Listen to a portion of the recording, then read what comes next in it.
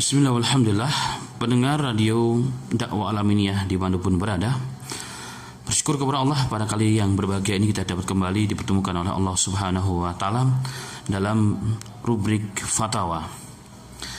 Banyak satu masalah yang sering ditemui oleh para kaum muslimin ketika sedang beribadah sholat di masjid, terutama sholat berjamaah. Terkadang sesama makmum kita sering jumpai orang-orang yang mengeraskan suaranya, padahal dia makmum, dia bukan imam.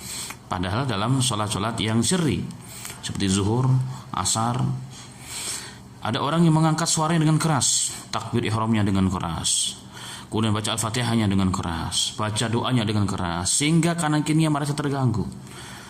Sehingga kalau orang terganggu sudah pasti tujuan sholat yaitu khusyuk akan hilang.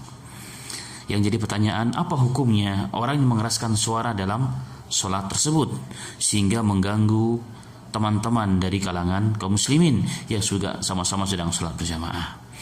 Ma'asal muslimin rahimani wa rahimakumullah, jika kita melihat kepada hadis-hadis yang diriwayatkan kepada Nabi Muhammad sallallahu alaihi wasallam, sebagaimana Al-Imam Ahmad dalam musnadnya pernah meriwayatkan, satu ketika Nabi Muhammad sallallahu alaihi wasallam beliau keluar dari rumahnya menuju Masjid Nabawi dan didapati orang-orang sedang sholat.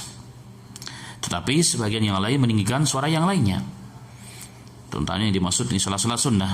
Ada sebagian dari para sahabat yang meninggikan suaranya sehingga terdengar dan bahkan mengganggu teman-teman kanan kirinya yang sedang sholat.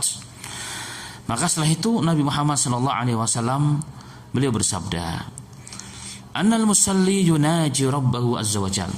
Sesungguhnya orang sedang sholat itu sedang berbicara, berkomunikasi kepada Tuhannya dengan Allah Subhanahu wa Ta'ala.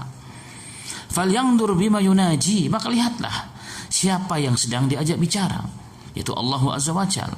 Maka hendaknya dia sadar apa yang dia ucapkan. Kemudian Nabi Muhammad sallallahu alaihi wasallam, wala yajhar ba'dahum ala ba'din bil qiraah. Maka janganlah sebagian yang lain mengangkat suaranya, mengeraskan suaranya sehingga mengganggu yang lain. Hadis riwayat Ahmad.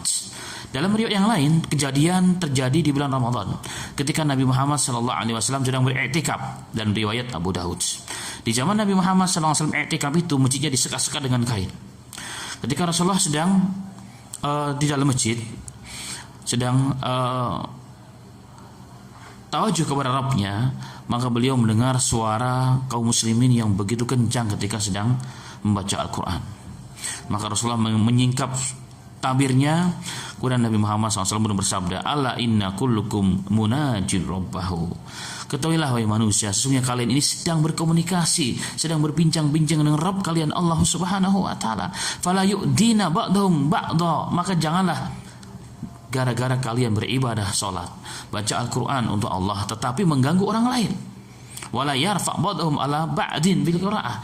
Maka janganlah kalian mengangkat suaranya dalam bacaan tersebut. Janganlah kalian mengangkat suara kalian dalam bacaan, bahkan di dalam sholat. Kenapa? Karena ini mengganggu orang lain. Maka perbuatan sebagian kaum muslimin hari ini yang kita lihat, yang terkadang juga membuat kita jadi tidak tawajuh, hilang konsentrasi dalam sholat, itu perbuatan yang tidak dibolehkan dalam agama, bahkan haram.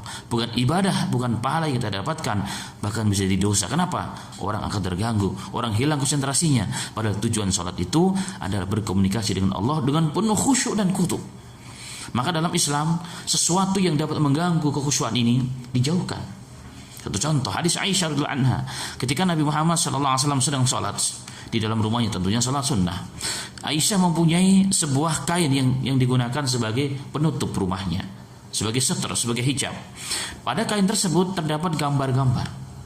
Maka setelah Nabi Muhammad SAW sholat, maka Rasulullah memerintahkan kepada sahabat, keluarkanlah kain ini wahai manusia, karena sesungguhnya kain ini di dalamnya terdapat gambar telah mengganggu aku dalam sholat, telah mengganggu aku dalam sholat.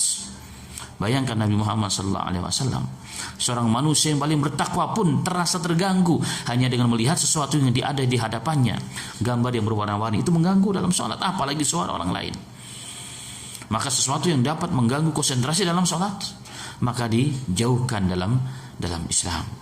Karena itu, bagi teman-teman yang masih mengangkat suaranya, niatnya dengan keras-keras, membaca Al-Quran baik, sholat baik, tapi harus dijalankan dengan ilmu. Maka pentingnya berilmu sebelum beramal. Padahal Al-Imam Muhammad bin Ismail Al-Bukhari membuat bab yang sangat penting dalam Sahih Bukharinya, babul ilm qabla al-qauli wal amal. Bab ilmu itu harus dipelajari, harus dimiliki oleh seseorang sebelum dia berkata-kata dan dia beramal, termasuk sebelum dia menjalankan salat dengan cara yang baik agar salatnya diterima oleh Allah Subhanahu wa taala.